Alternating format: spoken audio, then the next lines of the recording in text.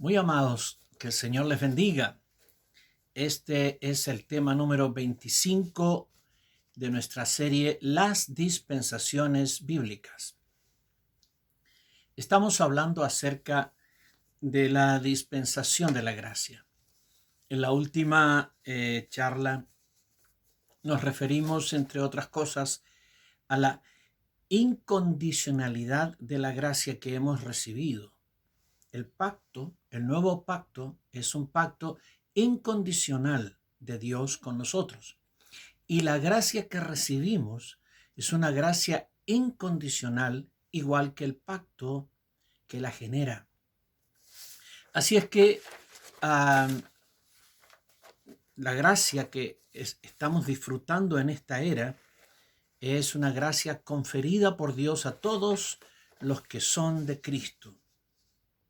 Bajo el antiguo pacto, la gente recibía la salvación de cierto modo y hemos visto que en cada dispensación Dios tiene una metodología, una forma en que administra la salvación y establece la condenación. También en esta dispensación del nuevo pacto, Dios establece para su pueblo, la manera en que seremos salvos. Y entonces establece que es por la gracia y por la fe.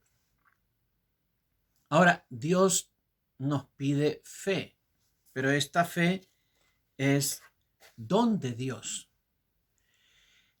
Porque por gracia sois salvos por medio de la fe, y esto no de vosotros, pues es don de Dios. Esto dice el apóstol Pablo en el libro de Efesios. Y cuando Dios nos requiere, las cosas que Dios nos requiere para la salvación, Él mismo las provee.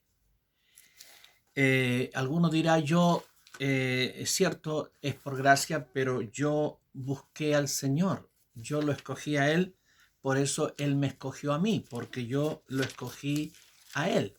Sin embargo, Jesús dice en el libro de San Juan a sus discípulos, 15:16, no me escogisteis vosotros a mí, sino que yo os escogí a vosotros y os he puesto para que llevéis fruto y vuestro fruto permanezca.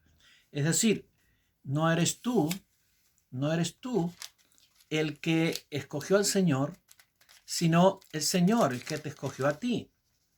Así es que cuando tú lo escogiste a Él, es porque Él te escogió a ti, para que tú lo escojas a Él. Esta es la gracia. Él provee la disposición de nuestro corazón para que nosotros lo busquemos y lo escojamos a Él para nuestra salvación. Nos exige fe, sin embargo, Él es el que nos da la fe. Pues bien, nosotros decimos que para la salvación el hombre debe obedecer y arrepentirse. Pero es Dios el que da arrepentimiento.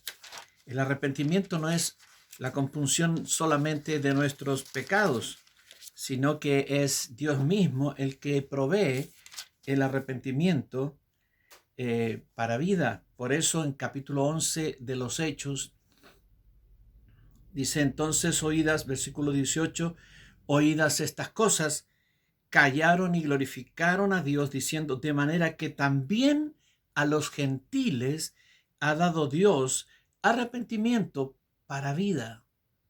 De manera que Dios te exige arrepentimiento para perdonarte, pero Él te da el arrepentimiento. Te exige fe para ser salvo, pero es por gracia y Él te da la fe que provee esa gracia, ¿sí? Y te exige que lo escojas a Él, pero Él te escoge a ti y te da gracia para que lo escojas a Él. Entonces, esta gracia del Señor es tan extraordinaria, tan maravillosamente extraordinaria, que nosotros no podemos menos que agradecer y vivir bajo el amor de esta gracia, el amor que viene del Señor. Mira, nos exige amor, pero Él nos ha dado amor por el Espíritu Santo que nos fue dado. Eso dice en 1 Corintios capítulo 5. Entonces, el amor de Dios y todas las cosas que la gracia están exigiendo a nosotros, porque alguno pensará la gracia es sin exigencia. No es así. La gracia es con absoluta exigencia. Dios nos exige y es más, nos dice, esfuérzate en la gracia. Sin embargo, todo lo que Él te pide, Él lo provee. Pero nosotros tenemos que tener una disposición y aún esa disposición es parte de su gracia maravillosa. Ahora, el nuevo pacto que abrió las compuertas de la gracia de Dios, porque si bien ha habido gracia de Dios en todos los tiempos, en toda la historia, y Dios ha manifestado gracia a su pueblo, a los hombres, en toda la historia desde Adán en adelante. Sin embargo, la gracia que trae este nuevo pacto es una gracia tan extraordinariamente grande que el apóstol en su evangelio dice, la gracia vino por medio de Jesucristo. Toda gracia anterior comparada con la gracia que trae el Señor Jesucristo palidece. Siempre estuvo el amor del Señor, siempre estuvo su perdón, siempre estuvo su salvación de muchas formas, pero lo que hemos recibido ahora es un caudal tan gigantesco del amor de Dios dispensado a nosotros, porque eso es mayormente la gracia, Dios dispensándose a nosotros, Dios ministrándose, autoministrándose a nosotros para nuestra salvación y para nuestra edificación. El nuevo pacto garantiza también la perdurabilidad de la gracia que Dios nos ha dado. El nuevo pacto es un pacto eterno de Dios con su pueblo, que durará por siempre. Esto significa eterno en el Nuevo Testamento. Por eso, en el libro de Hebreos capítulo 13, versículo 20, a la sangre de Cristo se le llama la sangre del pacto eterno. Dios hizo un pacto eterno contigo.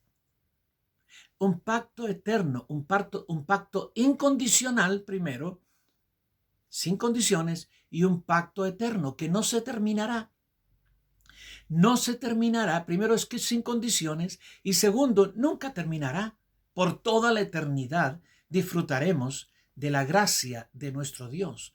Por toda la eternidad estaremos sujetos a este pacto de gracia con el cual el Señor nos ha bendecido.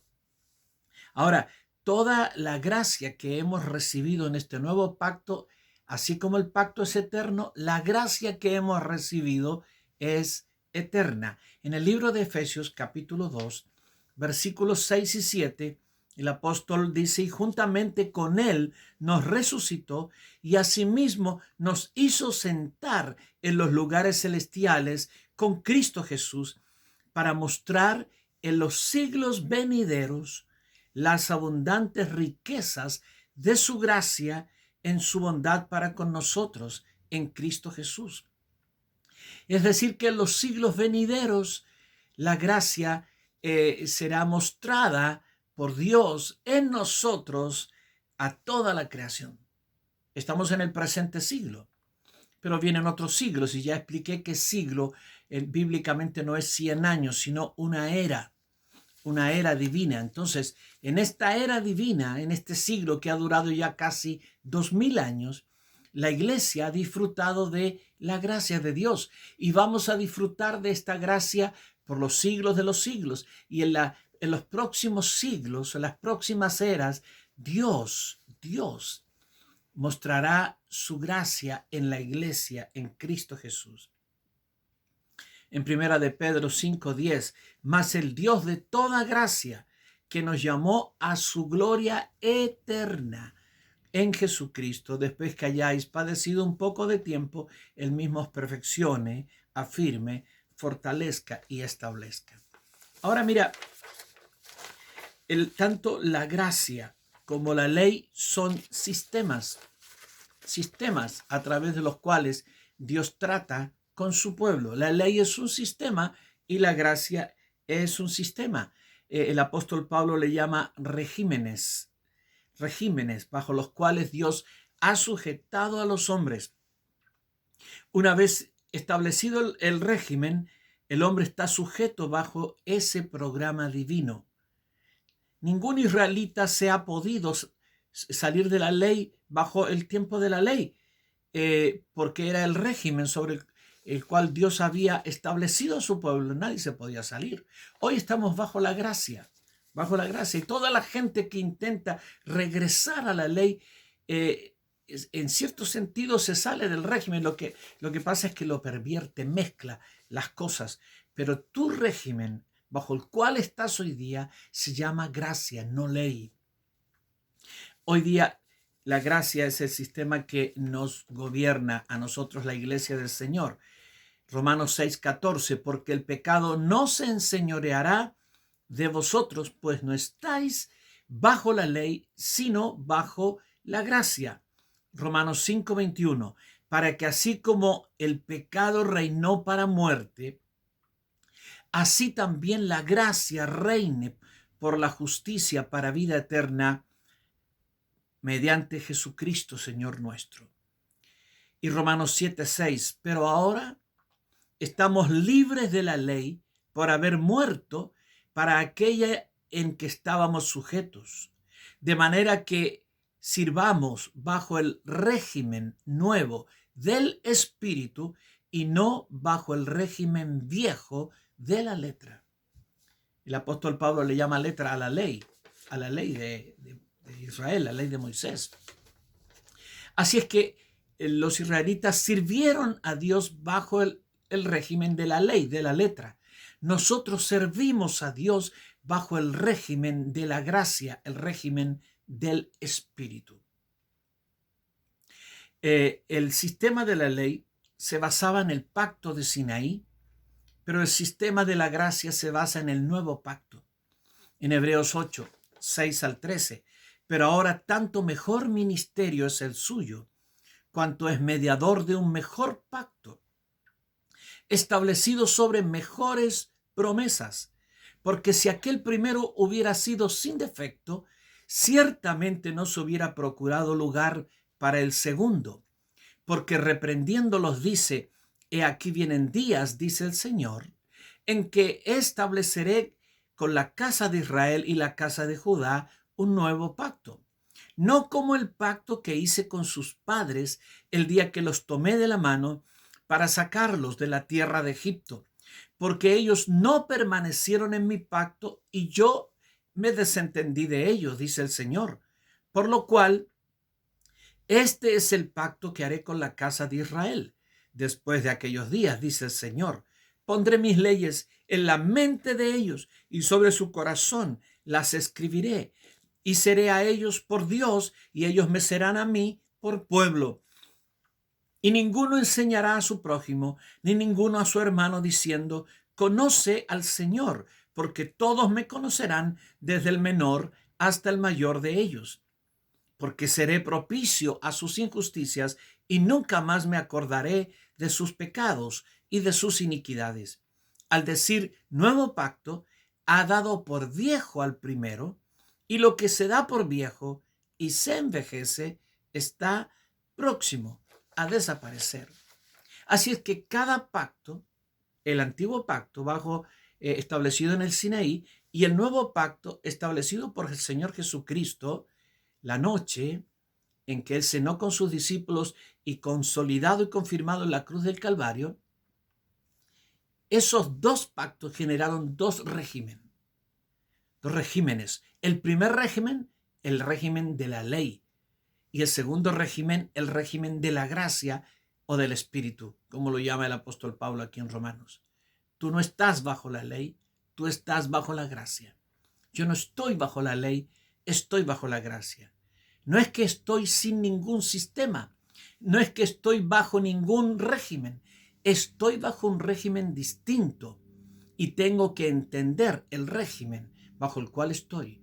Y me temo que sabemos más sobre el régimen de la ley que sobre el régimen de la gracia, y que como cristianos evangélicos vivimos más bajo el régimen de la ley que bajo el régimen de la gracia. Por eso es muy importante que estudiemos la gracia con todas sus implicaciones y con todos sus alcances para que podamos vivir plenamente bajo la gracia que el Señor nos ha dado. Bendito sea nuestro Dios.